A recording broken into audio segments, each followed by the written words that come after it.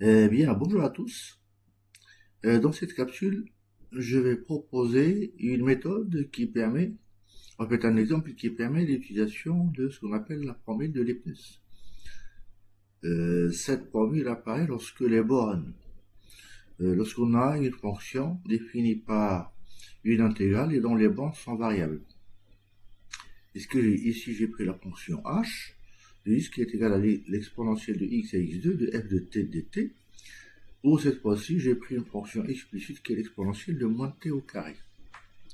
Donc, ce qu'il faut dire, la chose la plus importante, que cette fonction doit être continue sur son ensemble de définitions, de façon à ce qu'elle puisse avoir des primitives sur un intervalle de celui-ci ou celui-ci.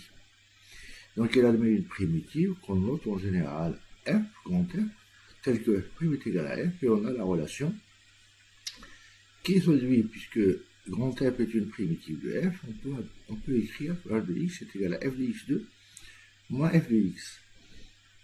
Donc, là, dans notre cas, la fonction f de x, f de t est égal à l'exponentielle de moins de t2 et continue sur R.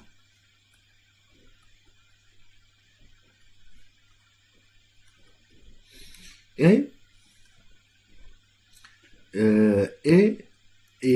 est dérivable aussi. Il est dérivable sur R.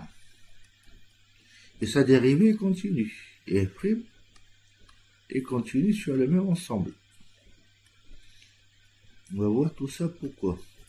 Donc, puisque j'ai ces conditions, je peux dériver la fonction h.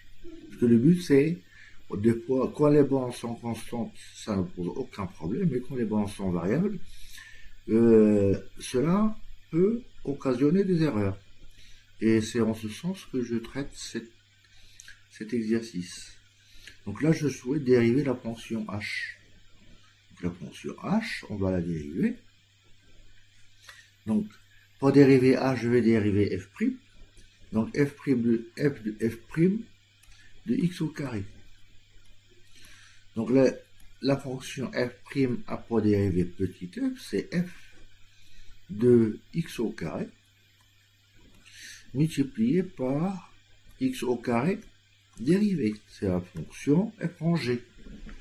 Donc ça, c'est la dérivée de f'. C'est la f de x, le tout dérivé, c'est f' rangé fois g'.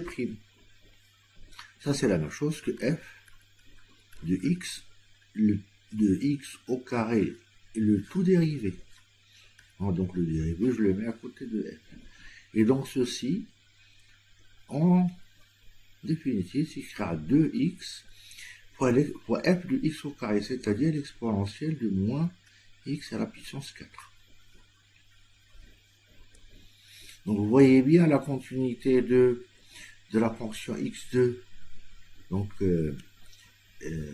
assure la continuité de f, parce que sinon je ne peux pas composer. Et par ailleurs, x au carré doit être dérivable, sinon je ne peux pas appliquer la formule.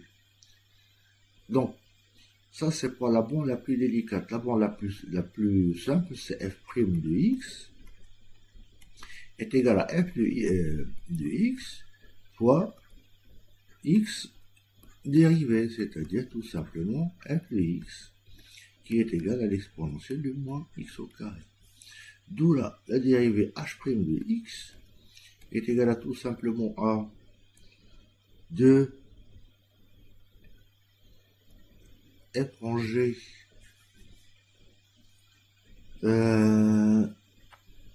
f rangé, donc c'est f' f de moins x à la puissance 4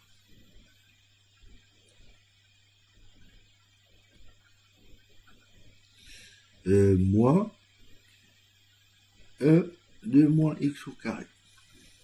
En définitive, voilà la dérivée de la fonction h. Vous voyez bien les conditions.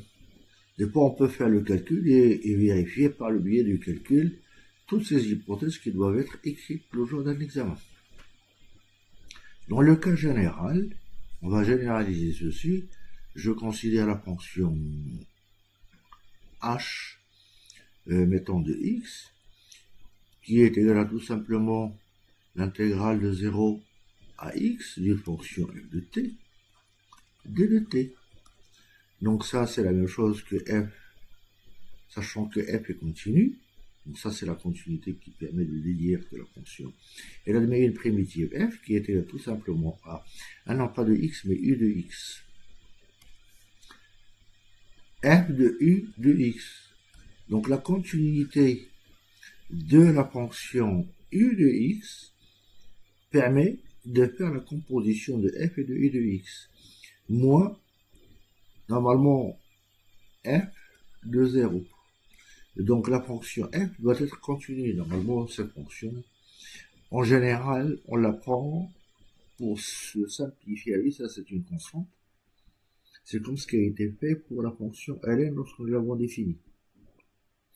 Donc h' de x est égal à tout simplement la dérivée de f, c'est petit f, c'est-à-dire ce sera f de u de x multiplié par u' de x. Donc c'est en ce sens que la fonction u, cette borne-là doit être à la fois continue, et sa dérivée doit être continue, c'est ça ce qui permet l'existence de la dérivée de h. Bien, j'espère que cette capsule a été utile pour vous. Si vous l'avez appréciée, vous pouvez la liker et vous abonner à ma chaîne. Quant à moi, je vous dis à bientôt.